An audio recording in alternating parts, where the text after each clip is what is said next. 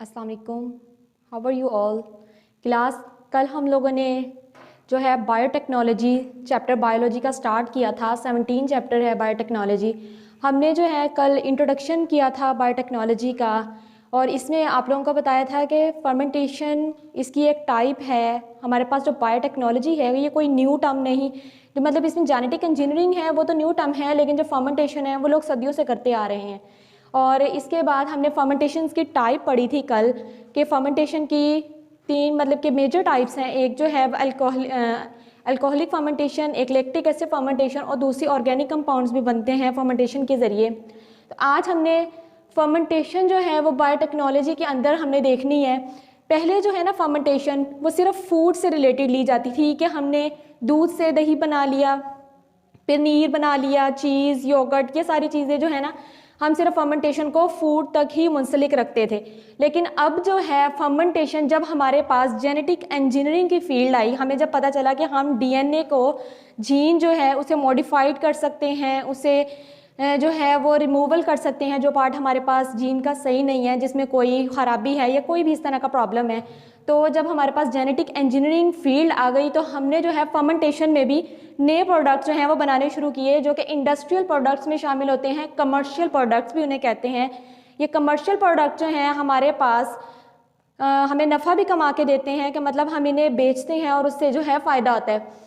जो new term है या न्यू कॉन्सेप्ट जो है फर्मेंटेशन को लेके, वो ये है कि जो फर्मेंटेशन है इसका मतलब है प्रोडक्शन ऑफ एनी प्रोडक्ट, किसी भी प्रोडक्ट की production by mass culture of micro organism.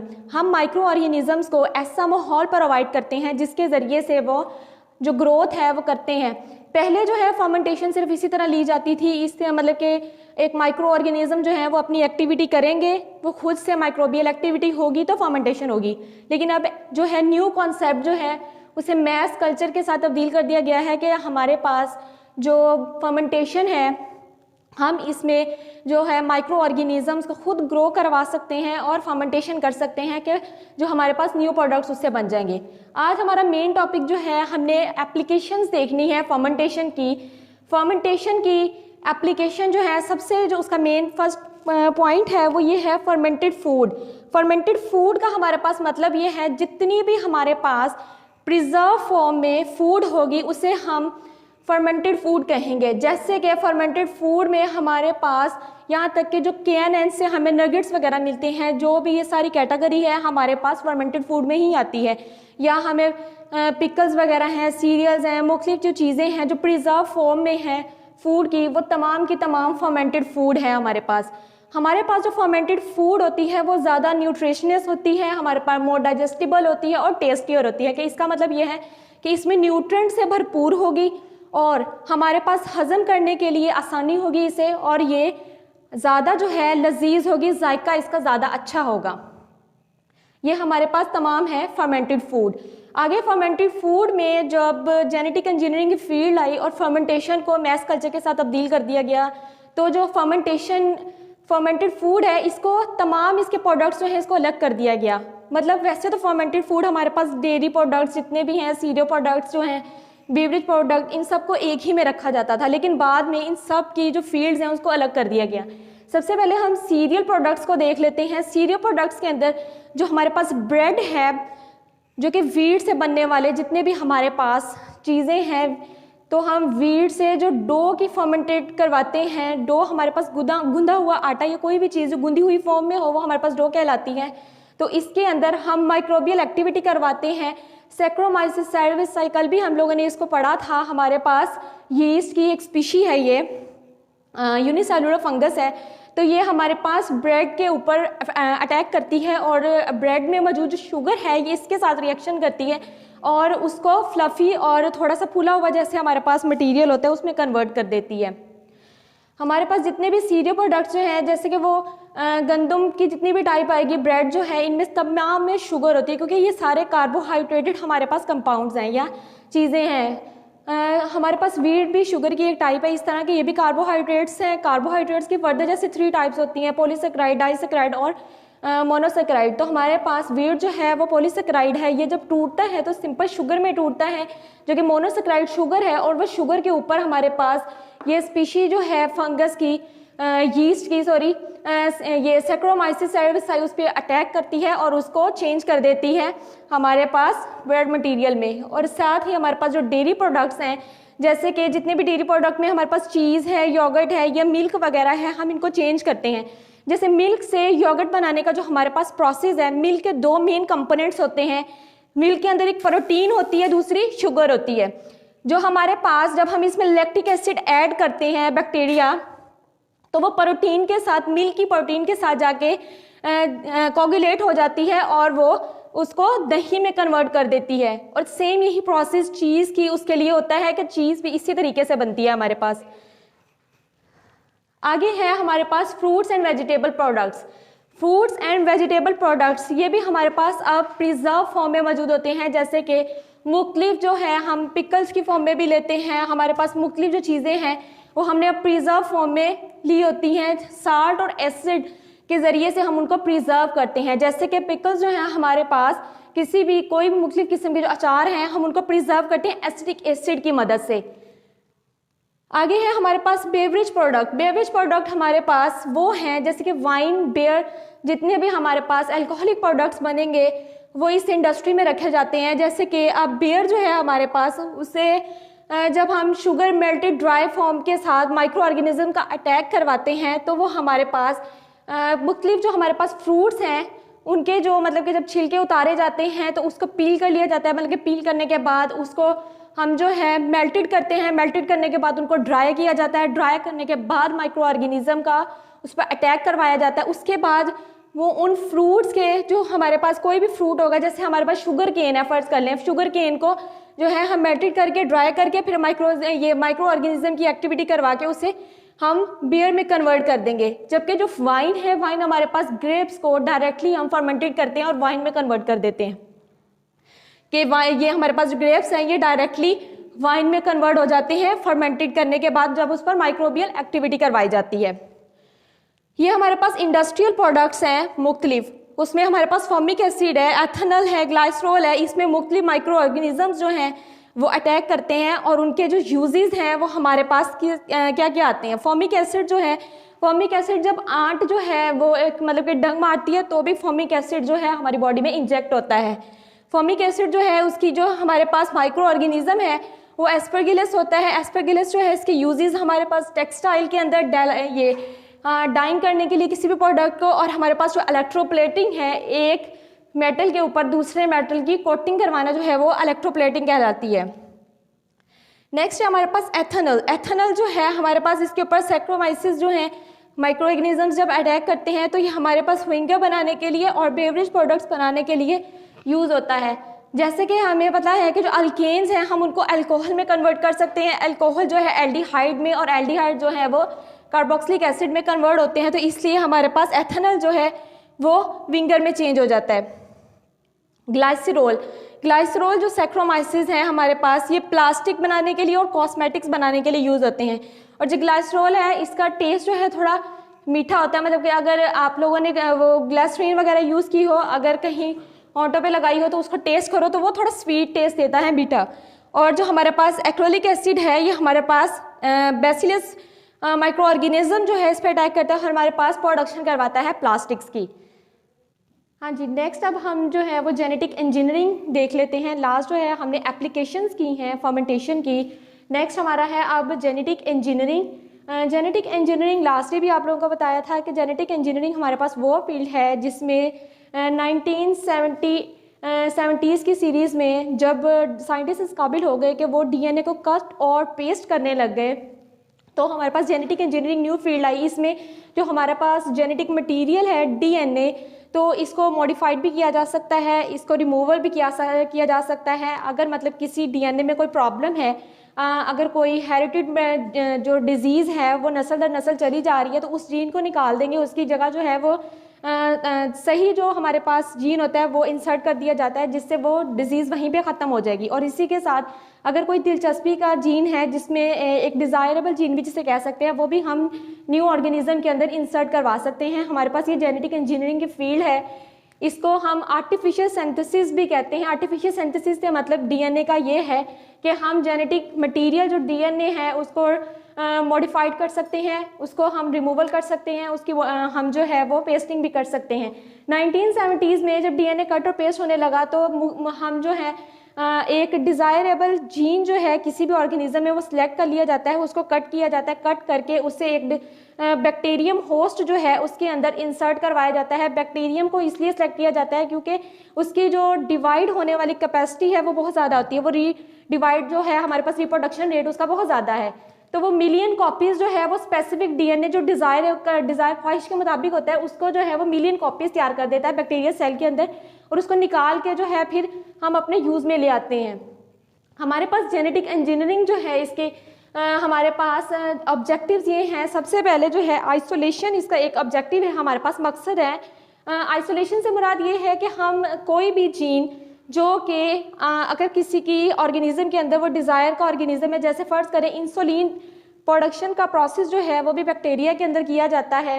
Human cell जो है पेंक्रियाज से लिया जाता है और उसमें ह्यूमन सेल में से एक क्रोमोसोम को सेपरेट किया जाता है। क्रोमोसोम जो डिज़ायर के मुताबिक होता है, जो इंसुलिन प्रोड्यूस करता है, उसको हम जो है ह्यूमन सेल पेंक्रियाज से सेपरेट करते हैं और उसे बैक्टीरियम के प्लाज्मिड के साथ इंजेक्ट करवा देते हैं, इंसर्ट करवा देते हैं। और उसके साथ जो बैक्टीरिया में उसे दाखिल करवाने के बाद मिलियंस कॉपीज़ बन जाती हैं उस इंसुलिन सेल की। इस तरह से जो है हमारी इंसुलिन की रिक्वायरमेंट जो है पूरी हो जाती है। इसके अलावा आइसोलेशन इस प्रोसेस में भी यूज़ हो रहा है कि अगर किसी ऑर्गेनिज्म का हमारे पास जीन जो है वो डिफेक्टिव है, उसमें कोई डिजीज़ है या कोई भी इस तरह का कोई प्रोसेस है वो सही से काम नहीं कर रहा है, तो उसको भी आइसोलेट कर दिया जाता है, उसकी जगह हेल्दी जो जीन है वो इंसर्ट कर दिया जाता है। नेक्स्ट है हमारे पास प्रोडक्शन ऑफ पर्टिकुलर आरएनए। हमारे पास हम आरएनए को खुद से बना सकते हैं। इस तरह के पहले डीएनए बनाया जाता है। डीएनए का काम है ट्रांसक्रिप्शन के ज़रिए से आरएनए बनाना। आरएनए जो है वो ट्रांसलेशन के ज़रिए प्रोटीन बनाता है। तो इस तरह से हम जो है जेनेटिक इंजीनियरिंग की फील्ड के ज़रिए से प्रोटीन और आरएनए को भी बनाते हैं, जो ख़ास हमारी डिज़ायर के ख्वाहिश के मुताबिक होते हैं, जो अच्छा वर्क देते हैं हमें। इसी के साथ हमारे पास जो इम्प्रूवमेंट है इंजाइम्स के अंदर, इंजाइम्स क्या है, प्रोटीन इन नेचर होते हैं। अब जब हम जो है डीएनए से प्रोटीन बनाएंगे तो इसी तरह हम इंजाइम्स भी न्यू बना सकते हैं। न्यूक्लियोटाइड जो है जब हम उसको अपनी डिज़ायर के मुताबिक जो है इंजाइम में इंसर्ट करवाएंगे तो वो हमारे पास अच्छे इंजाइम्स की प्रोडक्शन होगी, जो कि रिएक्शन को ज़्यादा अच्छा कैटालाइज करेंगे और रिएक्शन जो है जल्दी प्रोसीड करवा देंगे। हमारे पास इंजाइम का फंक्शन भी यही होता है कि किसी भी रिएक्शन को तेज़ करवाने के लिए, उसको कैटालाइज करवाने के लिए हम यूज़ करते हैं इंजाइम्स को। आगे हमारे पास ड्रग्स की अच्छी ये हमें क्वालिटी देंगे और कमर्शियल प्रोडक्ट्स, जो कि हमारे पास किसी भी चीज़ को हम लोग जो है वो मार्केट में बेच के नफ़ा कमाते हैं, वो जितने भी प्रोडक्ट्स हैं वो हमारे पास अच्छे बेहतर क्वालिटी के प्रोवाइड करेगा कौन, जेनेटिक इंजीनियरिंग की फील्ड के ज़रिए तैयार किए जाने वाले। नेक्स्ट है हमारे पास डिज़ायरेबल प्लांट्स कैरेक्टरिस्टिक्स प्रोडक्शन। हमारे पास हम प्लांट्स में ऐसी खसूसियात बनाएंगे खुद से जो कि है, जैसे हमारे पास जो प्लांट्स है ना वो नाइट्रोजन को जो इन्वायरमेंट के अंदर मौजूद होती है उसको डायरेक्ट यूज़ नहीं कर सकते, उसे वो पहले बैक्टीरिया होते हैं सॉइल के अंदर, उससे पहले नाइट्रेट्स के अंदर चेंज करते हैं, फिर वो प्लांट उसको यूज़ करते हैं। जबकि जो प्लांट्स हम जेनेटिक इंजीनियरिंग फील्ड के ज़रिए बनाते हैं वो हमारे पास खुद ब खुद प्लांट्स के अंदर उस खसूसियत को मुंतकिल कर देते हैं कि वो अपनी नाइट्रोजन को इन्वायरमेंट से फिक्स करने लग जाते हैं। ट्रीटमेंट जो है जेनेटिक डिफेक्ट्स का, अगर कोई बीमारी जो है वो मतलब कि पीछे से हेरिडिटी डिजीज़ भी जिन्हें कहते हैं कि एक अपावजात से डिजीज़ चलती आ रही है किसी भी तरह की, जैसे हीमोफीलिया, सिकल सेल एनीमिया, ये क्या है, ये हेरिडिटी डिजीज़ होती हैं, एक नस्ल से दूसरी नस्ल चलती रहती हैं। तो हम उनका जेनेटिक डिफेक्ट्स का ट्रीटमेंट कर सकते हैं जेनेटिक इंजीनियरिंग के ज़रिए। नेक्स्ट है हमारे पास जेनेटिक इंजीनियरिंग के बेसिक स्टेप्स कि जेनेटिक इंजीनियरिंग हम करते कैसे हैं। एक जीन हमने एक ऑर्गेनिज्म से सिलेक्ट किया, उसे कट करना है, कट करके इसे दूसरे ऑर्गेनिज्म के अंदर, माइक्रो ऑर्गेनिजम्स के अंदर पेस्ट करना है। ये प्रोसेस होता कैसे है, इसके लिए हमारे पास के बेसिक स्टेप्स है। सबसे पहले आइसोलेशन करते हैं हम। आइसोलेशन मतलब अलग करना, सेपरेट कर देना एक चीज़ को, उसे जो हमारी डिज़ायर का एक जीन होगा, हम उसे सिलेक्ट करते हैं एक ऑर्गेनिज्म के अंदर। जिस ऑर्गेनिज्म को हम सिलेक्ट करेंगे उसे डोनर सेल भी हम कह सकते हैं, और हम उसके जो जीन को सिलेक्ट करेंगे उसे फिर स्पेसिफिक इंजाइम की मदद से कट करेंगे। उसे हम सीजर भी कह सकते हैं। सीजर इस सेंस में सिर्फ कटिंग करने के सेंस में, जो कपड़े काटने वाली सीजर है वो वाली नहीं।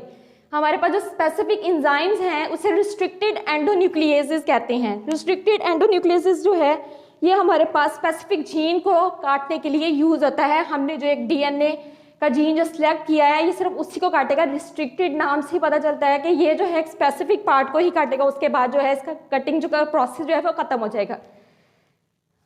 नेक्स्ट है हमारे पास insertion of the gene into the vector. Vector हमारे पास जो भी हम एक बैक्टीरिया को सिलेक्ट करेंगे उसके प्लाज्मिड को कहते हैं। अगर हमने बैक्टीरिया सिलेक्ट किया है तो उसका जो प्लाज्मिड है वो हमारे पास वेक्टर है। प्लाज्मिड जो है बैक्टीरिया सेल के अंदर एक्स्ट्रा क्रोमोसोमल डीएनए के पार्ट को कहते हैं। बैक्टीरिया के अंदर उसके पास क्रोमोसोम्स तो मौजूद ही होते हैं, लेकिन उन क्रोमोसोम्स के साथ डीएनए के साथ एक एक्स्ट्रा डीएनए पड़ा होता है जो सर्कुलर फॉर्म का होता है, गोल होता है, उसे प्लाज्मिड कहते हैं। हम प्लाज्मिड जो है एज अ वेक्टर यूज करते हैं। हम उस प्लाज्मिड को भी अब कट करेंगे उसी एंजाइम से, सेम एंजाइम यूज करेंगे जिससे हम कट करेंगे अपने होस्ट जीन जो है, हमने जो डिजायरेबल जीन जो सिलेक्ट की थी उसे भी रिस्ट्रिक्टेड एंडोन्यूक्लियस एंजाइम के जरिए से कट करेंगे, और जो प्लाज्मिड है उसको भी एंडोन्यूक्लियस, ये रिस्ट्रिक्टेड एंडोन्यूक्लियस एंजाइम की मदद से ही कट करेंगे। उसके बाद इन दोनों को आपस में जो जोड़ना है हमने, अब जो हमारे पास जीन डिजायर के मुताबिक हमने एक ऑर्गेनिज्म से ले लिया, उसे कट भी कर लिया, उसे भी हमने पेट्री डिश में रख देना एक सॉल्यूशन के अंदर, और साथ ही हमने प्लाज्मिड लिया है वेक्टर से उसको भी हमने रख लेना है। उसके बाद हम उसको अटैच करते हैं लाइपेज के जरिए। लाइपेज हमारे पास ज्वाइनिंग एंजाइम भी कहलाता है कि ये दो चीजों को आपस में जोड़ देता है।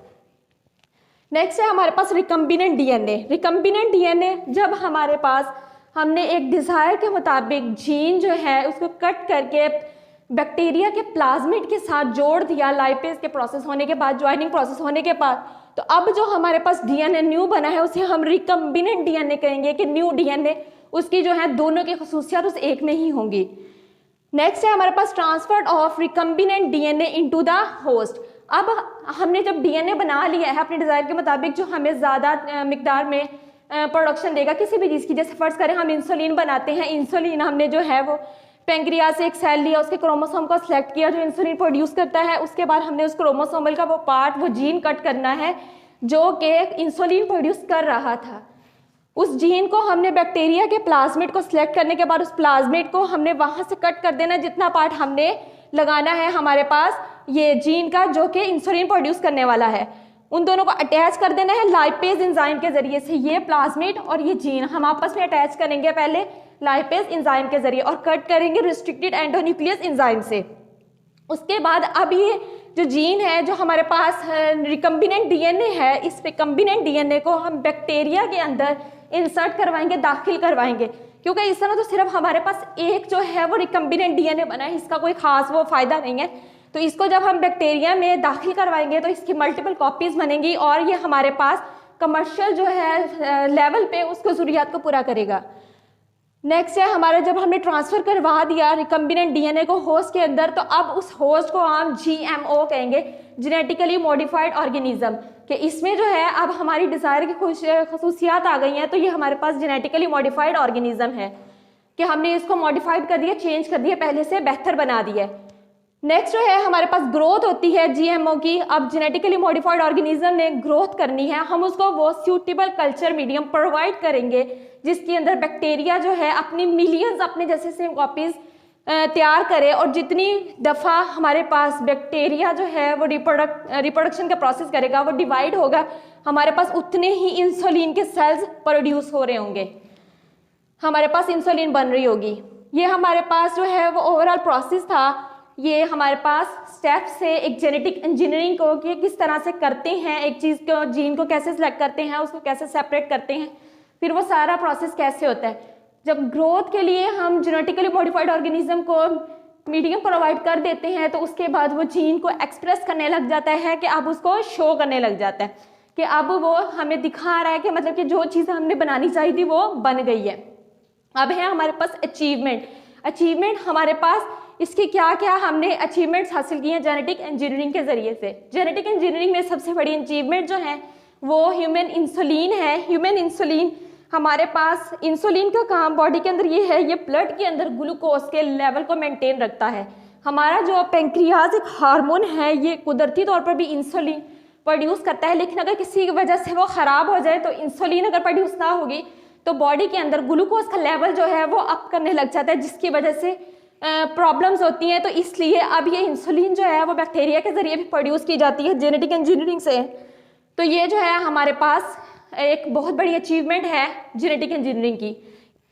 ग्रोथ हार्मोन, ग्रोथ हार्मोन हमने चैप्टर नंबर 12 में जो कोऑर्डिनेशन एंड कंट्रोल है इसमें भी पढ़े थे। सोमैटोट्रोपिन हार्मोन है जो पिट्यूटरी ग्लैंड हमारे हाइपोथैलेमस ब्रेन के पार्ट में मौजूद होता है, वो रिलीज़ करता है कुदरती तौर पर ग्रोथ हार्मोन ग्रोइंग एज के दौरान सोमैटोट्रोपिन। तो जिससे जो है कि इंसान की कितनी लेंथ होगी, उसका बॉडी स्ट्रक्चर कैसा होगा, वो सारे जो इस हार्मोन के जरिए होते हैं। लेकिन अब ये ग्रोथ हार्मोन्स जो हैं हमारे पास जेनेटिक इंजीनियरिंग की फील्ड के जरिए भी तैयार किए जा रहे हैं। इसी तरह थाइमोक्सिन एक हमारे पास हार्मोन है। ये हार्मोन जो है हमारे पास ब्रेन और लंग्स कैंसर के अगेंस्ट जो है अफेक्टिव होते हैं, असरअंदाज होते हैं। इन डिजीज़ को कंट्रोल करने के लिए यूज़ किए जाते हैं थाइमोक्सिन हार्मोन, जो कि जेनेटिक इंजीनियरिंग की फील्ड के ज़रिए से हम लोग तैयार करते हैं लैब्स में। Beta endorphin, beta endorphin pain killer है कि कुदरती तौर पर इंसान के ब्रेन में भी प्रिपेयर्ड होता है, लेकिन दिमाग में इतना नहीं बनता कि वो उस बॉडी की नीड को पूरा कर सके। तो इस तरह से बीटा एंडोर्फिन जो पेन किलर है, ये जेनेटिक इंजीनियरिंग की फील्ड के ज़रिए से जो है अब लैब्स में बनाया जा रहा है। इसी तरह हमारे पास वैक्सीन्स हैं, मुख्तलिफ डिजीज़ के खिलाफ जो है वो वैक्सीन्स बनाई जाती हैं, जैसे कि एक फुट एंड माउथ डिजीज़ है, हेपेटाइटिस बी। इन सब डिजीज़ के खिलाफ जो वैक्सीन्स बनाई जा रही हैं, इन डिजीज़ को कंट्रोल किया जाता है इस वैक्सीन की मदद से। और हेमोफीलिया हमारे पास एक डिज़ीज़ है जो कि इनहेरिटेड डिज़ीज़ है। ये जिस जीन के ज़रिए से होती है, अगर उस जीन को निकाल दिया जाए और उसकी जगह हेल्दी जीन जो है वह इंसर्ट कर दिया जाए तो हेमोफीलिया की जो डिज़ीज़ है वो वहीं पे ख़त्म हो जाएगी। ये भी जेनेटिक इंजीनियरिंग की अचीवमेंट है कि अब इस डिज़ीज़ को भी कंट्रोल किया जा रहा है। इसी तरह इंटरफेरॉन एंटीवायरल प्रोटीन है हमारे पास मुख्तलिफ जो डिजीज़ होती हैं, मतलब इनको कंट्रोल किया जाता है। इंटरफेरॉन हमारे पास एंटीवायरल, मतलब कि वायरस से होने वाली जो हमारे पास डिजीज़ होती हैं वो एंटीवायरल कहलाती है। ये एंटीवायरल से मुराद है कि उसके अगेंस्ट हमारे पास इफेक्टिव है उसको ख़त्म करने के लिए। साथ ही नाइट्रोजन फिक्सेशन बैक्टीरिया हमारी एक और बहुत बड़ी अचीवमेंट है जेनेटिक इंजीनियरिंग की। वो ये है कि पहले जैसे प्रीवियस भी आपको बताया है कि नाइट्रोजन जो है वो प्लांट्स डायरेक्ट यूज़ नहीं कर सकते थे। वो हमारे सॉइल में ऐसे बैक्टीरिया मौजूद होते हैं जो उस नाइट्रोजन, इन्वायरमेंटल नाइट्रोजन को नाइट्राइट्स की फॉर्म में कन्वर्ट करते हैं, उसके बाद जो प्लांट्स हैं उसको यूज़ करते हैं। लेकिन अब जेनेटिकली मॉडिफाइड प्लांट्स के अंदर ऐसी करेक्टरिस्टिक्स इंसर्ट कर दी जाती हैं, ऐसी जीन्स इंसर्ट की जाती हैं जिसके ज़रिए से वो प्लांट खुद नाइट्रोजन फिक्स करते हैं इन्वायरमेंट से। आगे है यूरिकिनेज एंजाइम्स। यूरिकिनेज एंजाइम जो है बॉडी के अंदर जो ब्लड क्लॉट्स बन जाते हैं, ब्लड जम जाता है मुख्तलिफ एरियाज़ में, उसको डिज़ोल्व करवाते हैं कि उसको मतलब कि ख़त्म करते हैं ब्लड क्लॉटिंग को। इसी तरह जो ब्लड डिजीज़ होती हैं, मुख्तलिफ ब्लड डिजीज़ हैं जैसे थैलेसीमिया, सिकल सेल एनीमिया, ये तमाम ब्लड डिजीज़ होती हैं और ये एक जो मतलब कि ऑर्गेनिज्म से ऑफ स्प्रिंग में मुंतकिल हो जाती हैं। तो अब जेनेटिक इंजीनियरिंग की मदद से बोन मैरो ट्रांसफ़र करके इस जीन को, इस डिज़ीज़ को ख़त्म किया जाता है। जो हमारे पास जो ब्लड डिजीज़ जैसे कि थैलेसीमिया है, ये नाकिस खून जो है वो बॉडी में बनना शुरू हो जाता है जो कि कारआमद नहीं होता। तो इसको जो है अब जेनेटिक इंजीनियरिंग के ज़रिए से इस डिज़ीज़ को भी कंट्रोल किया जा रहा है और जो है उसके अंदर बोन मैरो चेंज करके उस डिज़ीज़ को ख़त्म किया जा रहा है। बोन मैरो जो है वो हमारी बॉडी में रेड ब्लड सेल्स बनाता है, इसलिए जब हम एक हेल्दी बोन मैरो किसी भी पर्सन में जब इंसर्ट करवाते हैं तो ब्लड डिजीज़ क्या हैं उससे ख़त्म होने लग जाती हैं उस पर्सन की। नेक्स्ट ओके, बस हमारा टॉपिक आज का इतना ही था। ओके, अल्लाह हाफिज़, thank you, stay home, stay safe.